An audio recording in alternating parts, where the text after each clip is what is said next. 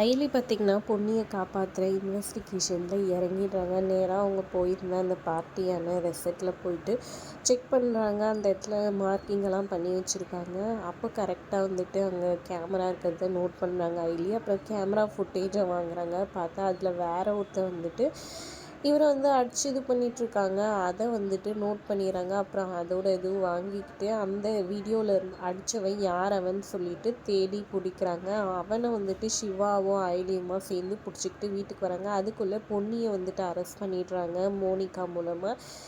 அந்த battle hockey battle இருந்த கைரேகை வந்துட்டு பொன்னியோட தான் சொல்லிட்டு போலீஸ் வந்து அரெஸ்ட் பண்ணுறாங்க.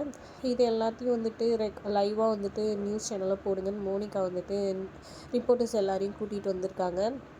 எல்லோரும் வீடியோ எடுத்துகிட்டு இருக்கும்போது ஒரு நிமிஷம் தப்பு பண்ணது பொன்னி இல்லாத போது நீங்கள் எதுக்காக இதை பண்ண முடியும், கொலை பண்ணது வேற ஒருத்தன் எங்கே இருக்கான் அப்படின்ற மாதிரி ஐலி கூட்டிகிட்டு வந்து நிற்கிறாங்க. ஐலி காப்பாற்றினோடனே இப்போ பொன்னியும் வந்துட்டு ஐலி சைடு வந்துட போகிறாங்க. கொஞ்சம் கொஞ்சமாக ஐலிக்கும் சிவாக்கும் ஆளுங்க சேர போகிறாங்க. இந்திராணியும் இன்னும் கொஞ்சம் புரிஞ்சுக்கிட்டு சிவாவோட அப்பா வந்துட்டு தன்னோட சித்தப்பாதான்றதை வந்துட்டு ப்ரூவ் பண்ணுறதுக்கு ஹெல்ப் பண்ணுவாங்களான்றதை பொறுத்திருந்து பார்க்கலாம். வீடியோ பிடிச்சிருந்தா லைக் பண்ணிக்கோங்க. தேங்க்ஸ் ஃபார் வாட்சிங்.